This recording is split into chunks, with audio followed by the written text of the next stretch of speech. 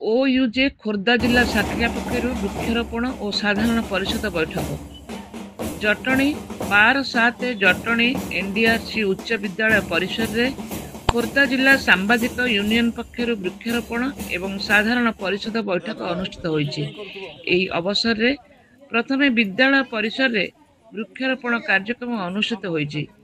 अवसर रे दिवंगत वीडियो जर्नालीस्ट विजय दलईଙ୍କ अमर आत्मार सद्गति निमंते संगठन पक्षर स्मृतिचारण सभा अनुष्ठित होगा सह 2 मिनिट नीरव प्रार्थना करा जायतिला।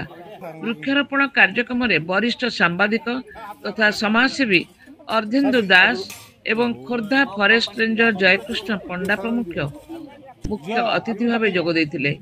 खोर्धा जिला ओयूजेर सभापति तपन कुमार नायक और एनडीआरसी हाईस्कूल प्रधान शिक्षयित्री डॉक्टर सिद्धाराणी स्वाई सम्मानित अतिथि रूपे उपस्थित होइतिले।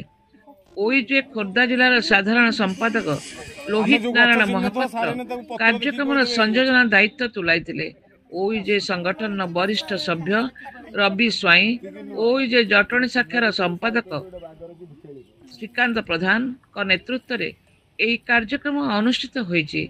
सैयद अनुसर अल्ली, नारायण महांती, अनवर अल्ली, ललित महाराणा, विश्वजीत सामंतराय, श्रीकांत परिजा, सत्यनारायण सामंतराय, केदारनाथ साहू, सजन अग्रवाल, अशोक पट्टनायक, राजेंद्र प्रसाद नायक प्रमुख जटणी एनडीआरसी उच्च विद्यालय समस्त शिक्षक शिक्षयित्री और कर्मचारी कार्यक्रम उपस्थित थिले। समृद्ध ओडिशा तपन नायक।